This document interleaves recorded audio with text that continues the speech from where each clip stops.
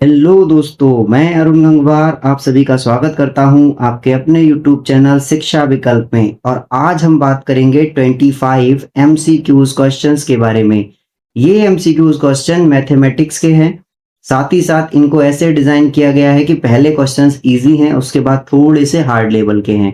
वैसे तो आज की पूरी वीडियो ही थोड़ी सी इजी रखी है मैंने। रीजन क्या है कि आप जैसे कुछ एग्जाम्स हैं जो हाई लेवल मांगते हैं, जैसे सीजीएल वगैरह। लेकिन कुछ एग्जाम्स हैं, जैसे आप कांस्टेबल की बात करें, जैसे आप होम गार्ड की बात करें, जैसे आप टेट की बात करें, सुपर टेट की बात करें, तो इनमें जो मैथमेटिक्स के क्वेश्चन होते हैं वो बेसिक होते हैं। आप देख रहे होंगे इसी टाइप के क्वेश्चंस आपसे पूछे जाते हैं। आज के हमारे लेक्चर में देखिए आपको टोटल 25 क्वेश्चन देखने को मिलेंगे और इन क्वेश्चंस को हम वन बाई वन सॉल्व करेंगे, वो भी स्मार्ट और छोटे मेथड के साथ। मैं ये मानता हूं कि अगर आप ये प्रैक्टिस वीडियो देख रहे हैं जिसमें एमसीक्यूज क्वेश्चन सॉल्व करने हैं मैथ के, तो इसका मतलब है आपको कॉन्सेप्ट्स पहले से ही पता होंगे। तो मैं कम टाइम में आपको कॉन्सेप्ट बता के चीजों को आगे बढ़ाऊंगा। तो चलिए हम स्टार्ट करते हैं आज का हमारा लेक्चर पहले क्वेश्चन के साथ। तो देखिए फर्स्ट क्वेश्चन हमारा क्या दिया हुआ है, 240 का 25%। तो जब भी कभी 25% की बात हो तो आपको हमेशा क्या निकालना होता है, 1/4। ठीक, जब भी कभी 20% की बात होगी तब आपको निकालना होगा 1/5। तो आपको क्या करना है, आपको 240 का 1/4% निकालना है।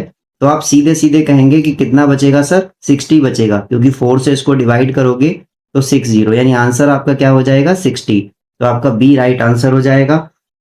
अब देखिए जैसे मैंने यहाँ पे लिख के सॉल्व किया है तो मुझे कुछ सेकंड्स लगे, लेकिन आपको ऐसे नहीं करना। आपको कैसे करना है, जैसे यहाँ पे 240 लिखा हुआ है, इधर 25% को देखते ही आपके माइंड में क्या आना चाहिए, 1/4। यानी कि 1 से तो कोई मतलब नहीं है, तो आपको 4, यानी कि इस नंबर को 4 से सीधा सीधा डिवाइड करेंगे तो क्या आ जाएगा, 4 छंग 24, यानी कि 6 आ गया और 0 आ गया। इस तरह से आपका ये आंसर कंप्लीट हो जाएगा। सेकंड देखिए, एलसीएम करना है। एलसीएम से रिलेटेड बहुत सारे क्वेश्चंस होते हैं, इसमें इस तरह का क्वेश्चन है। नेक्स्ट वीडियो लाऊंगा उसमें अपॉन वाला क्वेश्चन आएगा। फिर भी आप अपॉन का भी एक कॉन्सेप्ट समझ लीजिए। अगर आपको एलसीएम निकालना है और अपॉन में नंबर इस तरह से दे रखे हैं ऐसे, तो आपको क्या करना है, आपको जो ऊपर वाले नंबर हैं इनका क्या निकालना होता है, न्यूमरेटर्स का एलसीएम, और जो डिनोमिनेटर है उनका क्या निकालना होता है, एचसीएफ। हालांकि ये कंसेप्ट यहाँ पे नहीं है तो इसको हम ज्यादा टाइम खराब नहीं करेंगे। यहाँ पे बिल्कुल सीधा सीधा कॉन्सेप्ट है। तो 5 को अगर मैं ब्रेक करूं तो कर सकता हूं 5 into 3 में। अगर मैं 20 को ब्रेक करना चाहूं तो कर सकता हूं 5 into 4 में। तो 5 into 4 में करते समय मैं 5 दोबारा नहीं लिखूंगा क्योंकि पहले ही आ गया है। अब 30 को अगर आप ब्रेक करना चाहें तो आप कैसे कर सकते हैं, तो आप कहेंगे सर एक तो 5 में टूटेगा, 5 के बाद बचेगा 6, 6 का मतलब है 3 और 2, यानी कि ये कंप्लीट हो गया। तो अब हमें यहाँ पे कोई भी नंबर नहीं चाहिए। अब आप इन्हीं का मल्टीप्लाई कर लीजिए, आपको आपका आंसर मिल जाएगा जो कि 60 है। तो आप कह देंगे इसका सी आंसर क्या है, राइट है। नेक्स्ट लिए स्टार्ट करते हैं हमारा थर्ड क्वेश्चन। थर्ड क्वेश्चन में देखिए क्या दिया है, 36 और 48 का एचसीएफ क्या है, यानी कि हाईएस्ट कॉमन फैक्टर क्या है। तो इसे करने के दो तरीके हैं, पहले आप देखिए, ठीक है, और आप वीडियो को पॉज करिए और देखिए कि आप आंसर कर पा रहे हैं। नहीं कर पा रहे हैं तो फिर आप जो है प्रोसेस देखिए, अदरवाइज आगे बढ़ जाइए। तो देखिए अगर मैं 36 को कन्वर्ट करूं तो दो तरीके हैं। पहले मैं ऑप्शन मेथड बता रहा हूँ। ऑप्शन मेथड देखेंगे तो हाईएस्ट यानी बड़ा नंबर चाहिए। तो देखा 16 से, क्या 16 से 36 डिवाइड होगा, तो आप कहेंगे सर नहीं, 16 से 36 तो डिवाइड नहीं होगा, यानी कि 36 16 का मल्टीपल तो है नहीं, तो ये गलत हो गया। अगर मैं 12 की बात करूं तो 16 के बाद छोटा क्या है, 12। 12 की बात करूं तो 12 3 36, 12 चौक 48, यानी कि ये जो है सही हो गया। आगे देखा 8 और 6, अब इनसे कोई मतलब ही नहीं है क्योंकि हमें हाईएस्ट चाहिए होता है, बड़ा नंबर चाहिए होता है। ठीक है, तो यही हमारा आंसर हो गया। अब जो प्रॉपर प्रोसेस है वो क्या है, तो वो ये है कि हम 36 को ब्रेक करें। तो जब हम 36 को ब्रेक करेंगे तो ये होगा 9 into 4 में ब्रेक। अगर मैं 48 को ब्रेक कर, तो 48 जो ब्रेक होगा वो हो जाएगा 4 into 3 into 4। ठीक है, इसमें ब्रेक हो जाएगा 4 चौक 16, 16 तिया 48। तो देखिए इनमें हमें कॉमन क्या मिल गया, तो इसमें एक तो 4 पार्ट कॉमन मिल गया हमें 4 वाला, और एक यहाँ पे 3 है, और 9 के अंदर कहीं ना कहीं इंडिविजुअली क्या होता है, 3 into 3। तो यानी कि एक कौन सा पार्ट मिल गया, 3 वाला। तो ये हमारा कॉमन फैक्टर हो गया जो कि है 12। ठीक, वही हमने यहाँ पे आंसर बताया है। चलिए नेक्स्ट क्वेश्चन देखते हैं। 5,000 पर 10% वार्षिक दर से 2 वर्ष का साधारण ब्याज क्या होगा। ये एसआई से लिया गया है क्वेश्चन। तो देखिए एसआई में क्या होता है, एसआई को अगर नॉर्मल हम बात करें तो इसमें जो हमारा एसआई होता है, वो एसआई होता है जो हमारा प्रिंसिपल होता है, यानी कि मूलधन होता है, principal into rate into time upon 100, यानी कि पीआरटी अपॉन 100। अब देखिएगा अगर मैं इसको निकालूं तो एक तरीका क्या है कि सीधा सीधा मैं इसको ऐसे लिख दूं 10 इंटू 2 अपॉन 100। दो जीरो से दो जीरो कैंसिल, ये कितना बच गया 50, 50 और 10 500, 500 दूनी 1000, यानी आंसर हमारे पास कितना आ गया 1000। ये तो एक तरीका हुआ दूसरा। अब अगर मैं नॉर्मली इसको बिना पेन चलाए करना चाहूं तब कैसे मैं इसको कर सकता हूं? अगर मैं इसको बिना पेन चलाए करना चाहूँ, तो मैं कह सकता हूँ कि 10% है और 2 साल यानी कि हर साल सेम ही बढ़ेगी, तो 2 साल में जो रेट है वो कितनी हो जाएगी 20%। और ये 20% किस पे निकालना है 5000 पे। तो 5000 पे 20% यानी परसेंटेज हटाओगे, 2 ज़ीरो अपने आप कट जाएँगे। कितना बचा 5 2 ज़ा 10 और 2 ज़ीरो बचे, उन 2 ज़ीरो को लिख दिया और आंसर आपका कितना आ गया सेम। यानी कि आपको ऊपर वाला सब कुछ ना लिखकर बस इतना सा लिखना है। और वो भी आप नहीं भी लिखेंगे तो आप ओरली कर सकते हो, कोई प्रॉब्लम आपको नहीं आएगी। चलिए 4th क्वेश्चन के बाद अब बढ़ते हैं 5 क्वेश्चन की तरफ। तो देखिए एक वस्तु 800 में खरीदी और 1000 में बेची गई, तो लाभ क्या है? लाभ होता क्या है? तो सबसे पहले यहाँ पे 2 चीज़ें पूछी जाएँगी, कभी-कभी अमाउंट पूछा जाएगा लाभ का और कभी-कभी परसेंट। तो अगर मैं लाभ की बात करूँ तो लाभ होता है हमारा selling price minus cost price, ठीक है? जितना जो है जितने रुपए में वो खरीदी गई वो, जितने में बेची गई वो। अब ये कितने में बेची गई है 1000 में, खरीदी में कितनी गई है 800 में, तो लाभ कितने रुपए का हो गया 200 रुपए का क्या हो गया लाभ। अब यहाँ पे रुपए नहीं पूछे हैं, परसेंटेज पूछी है, तो 200 और जितने में खरीदी गई है उतने पे ही तो लाभ निकलेगा परसेंटेज। इस तरह से लिखा, 2 ज़ीरो से 2 ज़ीरो कैंसल, अब इसको इससे क्या करना है हमको डिवाइड करना है। तो देखिए अगर मैं इसको डिवाइड करूं तो 8/2 होता है 25%।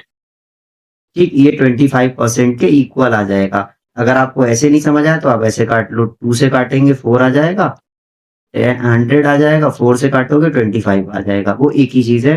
आप कैसे कैलकुलेशन कर रहे हैं, कितनी फास्ट कर रहे हैं, ये आप पे डिपेंड करता है। आगे दिया हुआ है 3 एंड 5 का रेशियो दे रखा है, ठीक है। यहाँ पे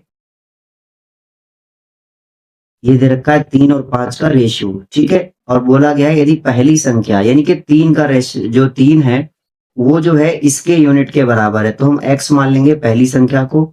और जो दूसरी संख्या हमारी 5 है, ठीक है, उसका रेशियो 5 है, तो हम उसे क्या मानेंगे, उसे मान लेंगे 5x। अब इन्होंने क्वेश्चन में गिवन किया है कि जो 3x है हमारा वो किसके बराबर है, तो वो बराबर है पहली संख्या यानी कि बराबर है 24 के।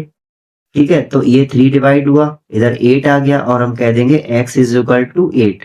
तो हमें यहाँ पे क्या करना है 5x की वैल्यू पता करनी है, तो कह देंगे 5 इंटू 8 बराबर 40, यानी option number C is the correct answer. Next question है औसत वाला। तो देखिए औसत करने के लिए एक सिंपल तरीका क्या है कि सभी पदों को आप ऐड कर दें और देन नंबर ऑफ टर्म से आप क्या कर दें डिवाइड कर दें। जैसे मैं क्या करूं 12, 18, 20 और 10, इन सभी को मैंने ऐड किया, अपॉन में क्या कर दिया जितने भी नंबर ऑफ टर्म्स है, जैसे यहाँ पे 4 नंबर ऑफ टर्म्स है तो 4, तो टोटल पदों की संख्या कितनी है 1 2 3 4, यानी कि 4 से डिवाइड कर दिया। ऐड करिए क्या हो जाएगा 12 8 30, सॉरी 12 और 18 30, 30 20 50, 50 और 10 60, यानी आ गया 60 अपॉन 4 करेंगे तो क्या हो जाएगा 4 1 जा 4 और यहाँ पे कितना बचा हमारे पास 20, तो कह देंगे 4 5 जा 20, यानी कि जो हमारा औसत आ जाएगा वो कितना आ जाएगा 15 आ जाएगा।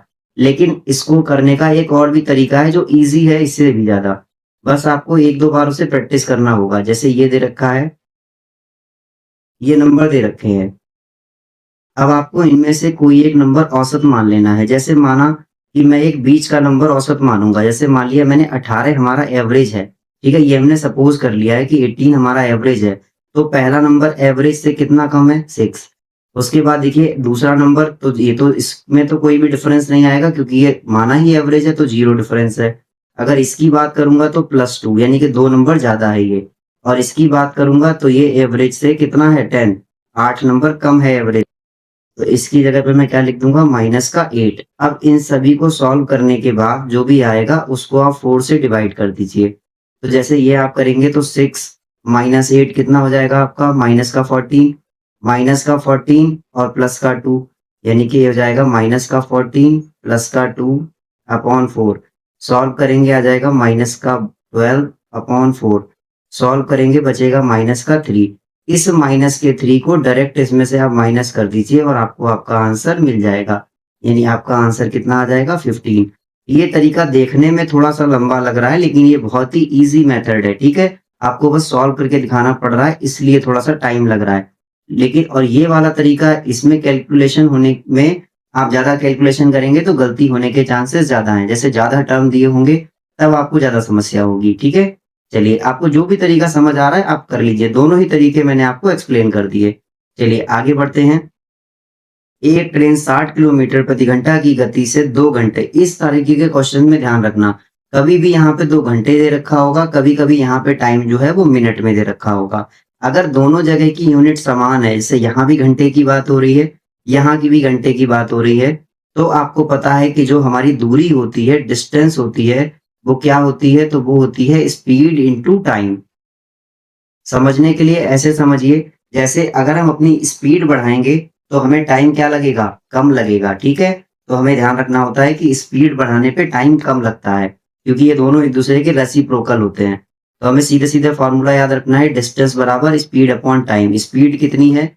60 किलोमीटर पर आवर, ठीक है? और यहाँ पे टाइमिंग कितनी है? 2 आवर। तो आवर से आवर कैंसल हो गया, मल्टीप्लाई हो जाएगी तो क्या आ जाएगा? 120 किलोमीटर। ठीक है, तो आपका आंसर कितना आ गया? 120 किलोमीटर। चलिए नेक्स्ट क्वेश्चन की तरफ मूव करते हैं। देखिए इस तरह के क्वेश्चन में कौन सा फॉर्मूला लगेगा? तो जैसे ए स्क्वायर माइनस बी स्क्वायर का फॉर्मूला हम अच्छे से जानते हैं, जो क्या होता है, ए प्लस बी और ए माइनस बी। बस इसी फॉर्मूले को यहाँ पे लगाइए तो एक बार दोनों ऐड हो जाएंगे और एक बार माइनस, यानी कि एक बार क्या करना है, 25 प्लस 15 और दूसरी बार करना है 25 माइनस 15। तो देखिए 25 प्लस 15 कितना हो गया, 40। 25 माइनस 15 करेंगे तो कितना बचेगा, 10। यानी कि फाइनल आंसर कितना हो जाएगा, 400। तो इसका आंसर कितना हो जाएगा हमारा, 400। ठीक है, आप इसको ओरली भी कर सकते हो, इजी टर्म्स है बिल्कुल। क्वेश्चन थोड़े से इजी लिए हैं इसीलिए मैंने। अब देखिए यहाँ पे एक क्वेश्चन है, तो ये है x plus 7 is equal to 20।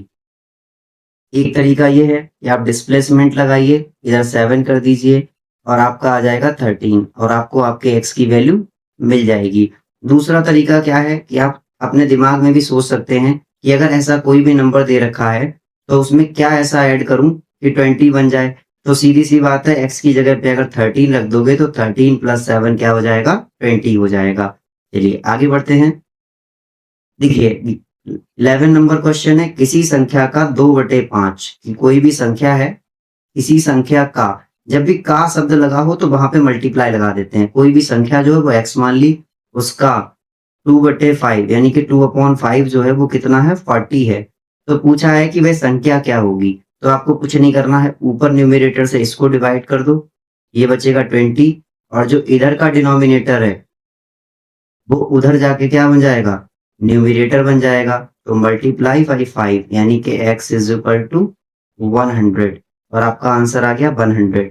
अगर आपको इसे ये सब नहीं लिखना है तो आप यहाँ पे भी इसे कर सकते हो कि जब भी ऐसा कोई क्वेश्चन आए कि किसी संख्या का 2/5 या 3/5 कुछ भी आए, वो इतना है, तो आप सीधे न्यूमरेटर से न्यूमरेटर को कट कर दीजिए। जैसे 2 बन जा 2 और यहाँ बचेगा 20। उसके बाद इस 5 को उधर भेज दीजिए और आपका आंसर आपको मिल जाएगा। जो चीज़ यहाँ लिखी है, उसे बार-बार लिखने की ज़रूरत नहीं है, आप पेपर पे कर सकते हो ईज़िली वे में। 12 नंबर क्वेश्चन है, एक आयत की लंबाई इतनी है, चौड़ाई इतनी है, क्षेत्रफल क्या होगा? तो आपको पता है कि जो आयत होता है, रेक्टेंगल होता है, उसका क्षेत्रफल क्या होता है? तो जो आयत है, उसका जो क्षेत्रफल होता है, वो होता है लंबाई गुणा चौड़ाई।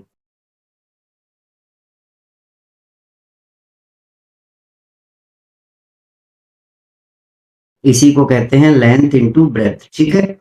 अब देखिए लंबाई कितनी दे रखी है हमें, 12 सेंटीमीटर। चौड़ाई कितनी दे रखी है, 8 सेंटीमीटर। मल्टीप्लाई क्या करेंगे तो आ जाएगा 12 अट्ठी 96, यानी कि सेंटीमीटर से सेंटीमीटर तो हो जाएगा 96 सेंटीमीटर स्क्वायर और यही हमारा राइट आंसर हो जाएगा। चलिए नेक्स्ट क्वेश्चन की तरफ बढ़ते हैं। देखिए दिया हुआ है त्रिभुज के कोण 50 डिग्री 60 डिग्री हैं तो एक्स का मान बताओ। तो सीधी सी बात है, अगर एक 50 है दूसरा 60 है तो तीसरा एंगल कितना होगा एक्स डिग्री का। तो आपको पता है कि ट्राइंगल के तीनों एंगल्स का जो सम होता है वो किसके बराबर होता है 180 के बराबर। ये दोनों मिला के कितने बन रहे हैं 110। ये बन गया एक्स डिग्री। तो सीधी सी बात है यहाँ पे एक्स की जगह कितना रख दूं 180 बन जाएगा। तो आप कहेंगे सर 110 में 70 को ऐड कर देंगे तो 180 बन जाएंगे, ठीक। और नहीं समझ आ रहा है तो फिर भैया जैसा तरीका है वैसे ही यूज कर लो, क्योंकि दो ही तरीके हैं, या तो स्मार्ट अप्रोच अपनाओ या फिर हार्ड वर्क करो।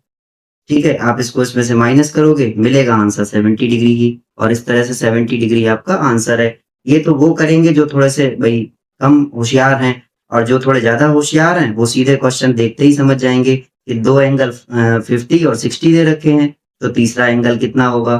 तो आप उनको अच्छे से पता है कि तीनों का सम तो 180 होना है। यहीं पे मैं आपको एक और ट्रिक पॉइंट बता दूं जो मैंने नहीं बताया आपको। जैसे आपको क्या है कि आपसे मैं पूछूं कि दो अगर कोई भी ट्राइंगल है तो उसके एंगल्स का सम कितना होगा। जैसे मान लीजिए एक क्वेश्चन है, ये है जैसे मान लीजिए मैंने पूछा कि अगर कोई ट्राइंगल है, ठीक है, तो उसके एंगल्स का सम कितना होगा। तो आप कहेंगे सर ट्राइंगल्स के जो इंटरनल एंगल हैं उन सभी का सम होता है 180 डिग्री, ठीक। ऐसे ही मैंने पूछा कि अगर कोई रेक्टेंगल है तो चाहे स्क्वायर हो या क्यूब हो, सॉरी क्यूब नहीं, रेक्टेंगल हो या स्क्वायर हो, ठीक है, उनका जो एंगल का सम होता है इंटरनल वो कितना होता है 360।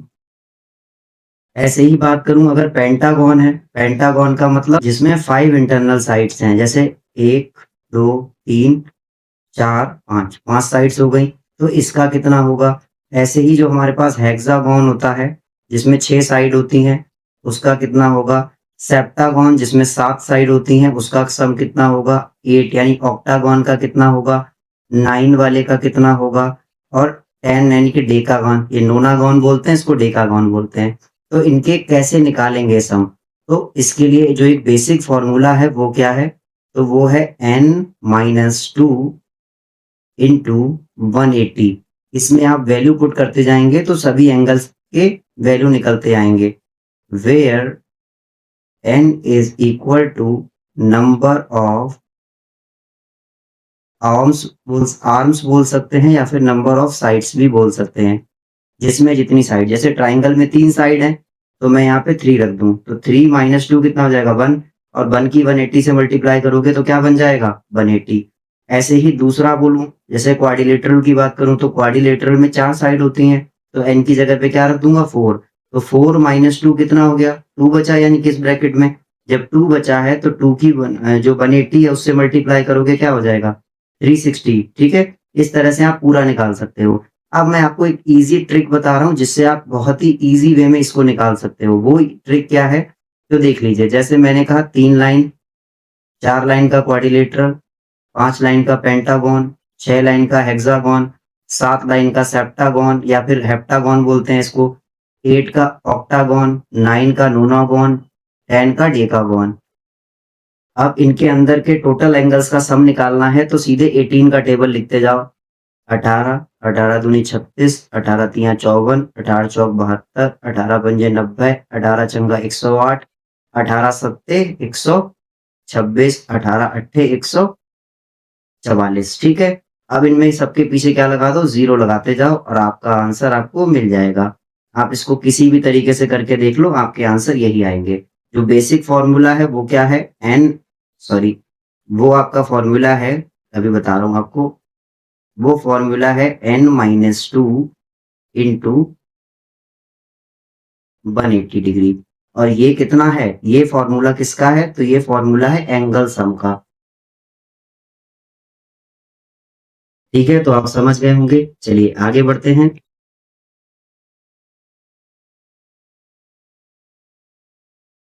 चलिए 13 तक हो गया था, अब देखेंगे क्वेश्चन नंबर 14। 14 में क्या है 0.7 को भिन्न में लिखिए। ये देखो डेसिमल में लिखा हुआ है और इसको रेशियो के फॉर्म में लिखना है, तो हम क्या करेंगे 0.75। इसको क्या करेंगे, हटाएंगे, नीचे 2 जीरो लगाएंगे, 25 से कटेगा, 25 तिया 75, 25 चौका 100, यानी हमारा आंसर क्या आ गया 3/4। तो हम सी ऑप्शन टिक करेंगे, आगे बढ़ जाएंगे।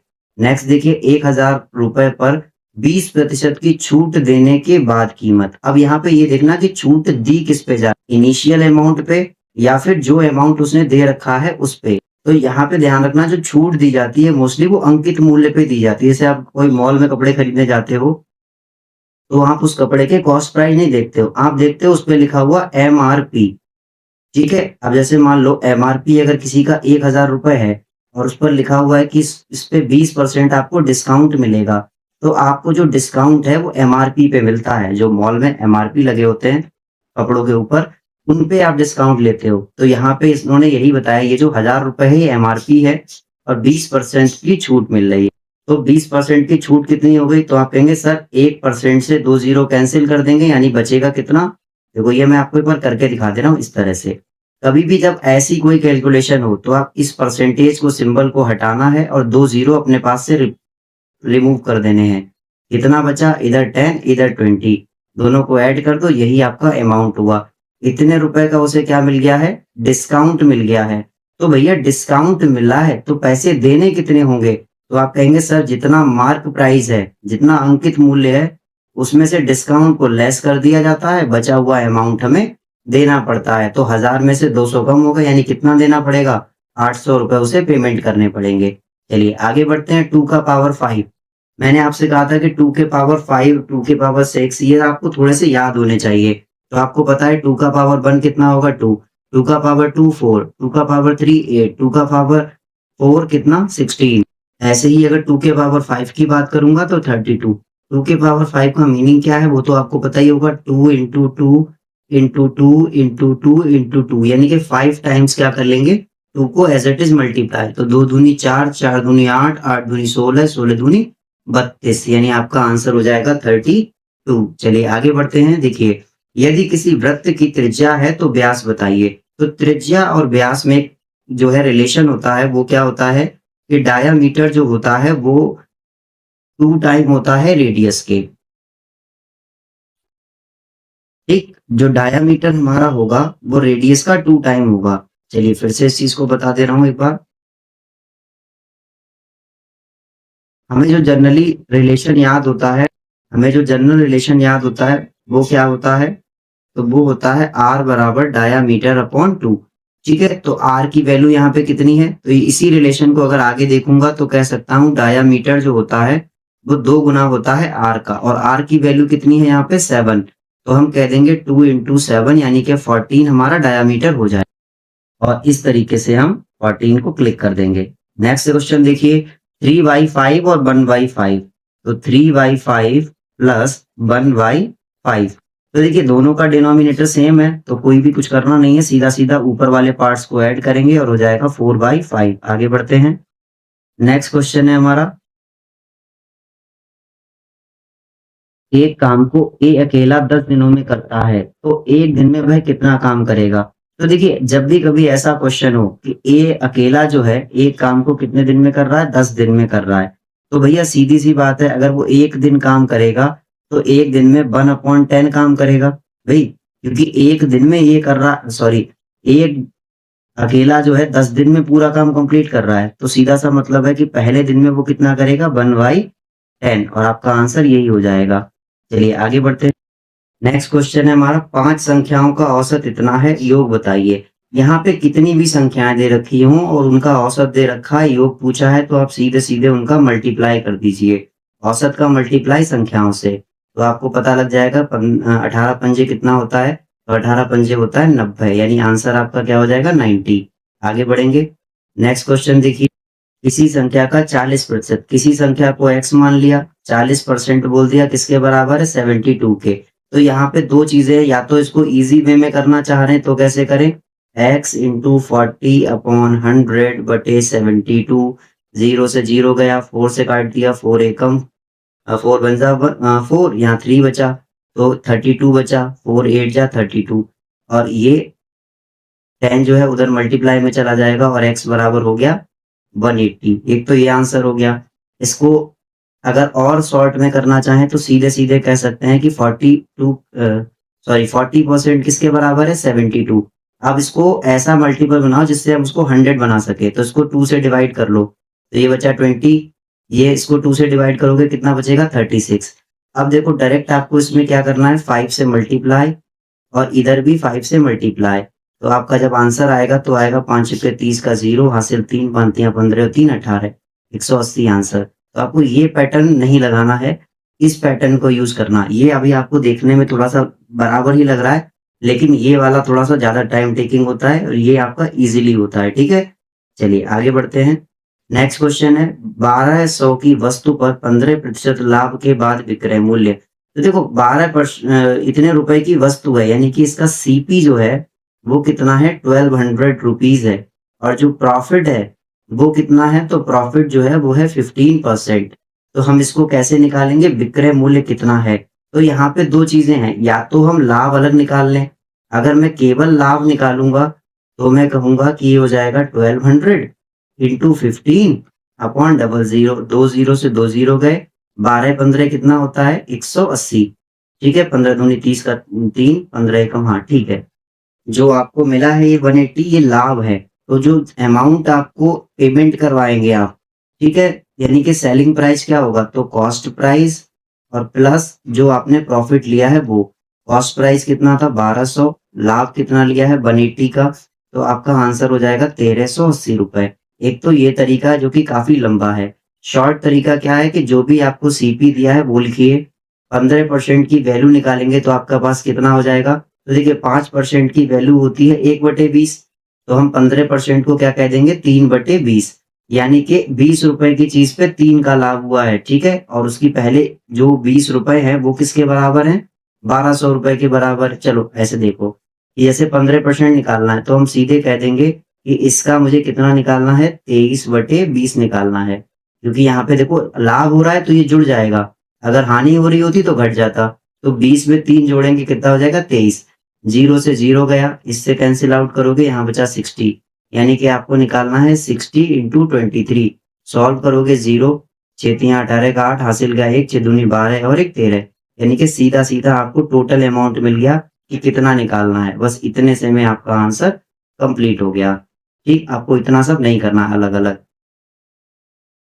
कभी इस फॉर्मेट में क्वेश्चन आ जाए, जैसे 23 है हमारा 3:4 उनका योग पूछा है, तो देखो ऐसा कभी भी रेशियो दिखे तो आपको पहली संख्या x के साथ मान लेनी है, दूसरी संख्या भी x के साथ, यानी कि पहली संख्या मान लिया 3x, दूसरी संख्या 4x। अब इन्होंने कहा इन दोनों का योग जो है वो कितना है 84, तो सॉल्व करिए, ये कितना हो गया, तो ये हो गया 7x, ये हो गया हमारे पास 7x इज इक्वल टू 84, तो x is equal to 84 upon 7। इसको जब आप सॉल्व करेंगे तो हो जाएगा 7 बन जा और 2 जा, यानी x की वैल्यू कितनी आ गई, तो x की वैल्यू आ गई 12, यानी कि एक वैल्यू कितनी हो गई, तो x की 3 से मल्टीप्लाई करो, यानी कि एक वैल्यू 3x थी हमारे पास, तो 3x का मतलब है 3 इंटू 12, यानी कि 12 3 36। दूसरी वैल्यू कितनी थी 4x, 4x का मतलब 12 इंटू 4, यानी 12 चौक 48, तो दोनों में बड़ा कौन सा है 48 वाला, तो आंसर भी कौन सा हो गया 48। चलिए आगे बढ़ते, एक वर्ग का परिमाप, वर्ग का परिमाप क्या होता है, तो ये आपको फॉर्मूला याद होना चाहिए। जो हमारे वर्ग का परिमाप होता है, वर्ग का परिमाप को बोलते हैं पेरीमीटर ऑफ स्क्वायर। वर्ग का परिमाप, परिमाप का मतलब है पेरीमीटर, और वो कितना दे रखा है 48 सेंटीमीटर। फॉर्मूला क्या होता है वर्ग के परिमाप का, तो वर्ग की परिमाप का, देखिए वर्ग का मतलब होता है ऐसा स्ट्रक्चर जिसकी सभी साइड्स कैसी हों, इक्वल हो। परिमाप का मतलब होता है बाहरी साइडों का एडिशन, यानी 1 2 3 4, यानी 4 ये आ जाएगा, और ये कितना बन गया 48। तो ए की वैल्यू निकालोगे तो ये 48 अपॉन 4 जो है नीचे चला जाएगा और बन जाएगा 12। तो ए की वैल्यू यानी कि साइड हमें कितनी मिल गई 12, तो भुजा ही पूछिए यानी कि साइड ही पूछिए, हमारा आंसर हो जाएगा 12। आगे लास्ट क्वेश्चन है इस वीडियो का, औसत वाला। देखो हमने आपको बताया था एक होता है एडिशन वाला, तो एडिशन तरीके से क्या कैसे करेंगे हम, 20 प्लस 25 प्लस 30 प्लस 40 प्लस 35, या फिर इसको ऐसे भी, एडिशन में आप किसी को आगे पीछे भी कर सकते हैं, कोई इशू नहीं है। यानी कि आप कह सकते हो 35 प्लस 40 बटे कितना कर दो 5, जो भी एडिशन आए उसे लिख दो आपका आंसर। और दूसरा तरीका क्या है, मैंने क्या करा जैसे 20, 25, 30, 35, 40 ये सब है। तो मैंने देखा कि एवरेज में 30 जो है वो बीच में आ रहा है, तो मैंने 30 को एवरेज मान लिया। 30 को जब एवरेज माना तो देखा 30 20 जो है 30 से कम है या ज़्यादा? तो आप कहेंगे सर कम है, कितना कम है? माइनस का 10 कम है। 25 को देखा तो ये कितना कम है? माइनस का 5 कम है। 30 देखा तो ये इसमें क्या डिफरेंस है? 0 का डिफरेंस है। यहाँ देखा तो ये 5 ज़्यादा है। ये देखा तो कितना ज़्यादा है? 10 ज़्यादा है। तो अब हमको इन सबको क्या कर लेना है? ऐड कर लेना है, यानी कि -10 -5 प्लस 0 प्लस 5 प्लस 10 और अपॉन जितने नंबर हैं उतने से ही डिवाइड। जब आप देखेंगे तो ये क्या हो जाएगा? माइनस का 15 और ये प्लस का 15, यानी ओवरऑल क्या आ जाएगा? 0/5। 0/5 करोगे तो ये 0 ही रहेगा, यानी कि इसमें क्या करना है? 0 को या तो माइनस भी करो या प्लस कुछ भी करो, लेकिन 30 का आंसर 30 ही रहेगा। तो इसका जो रेशियो कह रहा हूँ, जो औसत आ जाएगा, एवरेज आ जाएगा, वो 30 होगा। Thank you for watching. बाकी हमारी वीडियो यहीं पे कंप्लीट होती है। आपने देखा कि हमने किस तरह से 25 के 25 क्वेश्चन इजी वे में कर लिए। इस तरह से आपको ये वीडियो कंप्लीट होता है। और एक बात, अगर आप चैनल पे नए हैं तो चैनल को सब्सक्राइब करना ना भूलें, साथ ही साथ बेल आइकन को प्रेस करना भी बिल्कुल ना भूलें, जिससे आपको नए से नया notification 1 by 1 time to time मिलता रहे। साथ ही साथ मैं बता दूं, जैसे जैसे हम वीडियो में आगे बढ़ते जाएंगे, जैसे जैसे हम और वीडियोस अपलोड करते जाएंगे, तो मैं किसी ना किसी परफेक्ट एग्जाम को जो है टैकल करूंगा, उसी के अकॉर्डिंग आपको वीडियोस मिलती रहेंगी। जैसे मैं किसी सीजीएल एग्जाम को ले लूंगा या फिर कोई अच्छा एग्जाम ले लूंगा, जैसे कि आगे टीचिंग का एग्जाम आने वाला है, सुपर टेट। तो उसी के बेस पे आपको 1 बाय 1 वीडियो मिलेगी, जिससे आप किसी भी एक प्रॉपर एग्जाम के लिए प्रॉपर वीडियो देखकर उसके सभी एमसीक्यूज को तैयार कर सकते हो, जिसमें हम पुराने जो प्रीवियस ईयर के क्वेश्चंस होंगे उन सभी को डिस्कस करेंगे। साथ ही साथ उनके टाइप्स को भी डिस्कस करेंगे जो अब तक एग्जाम में पूछे गए हैं। बाकी बहुत बहुत धन्यवाद। वीडियो में ऐसे ही बने रहिए। आपका दिन शुभ हो।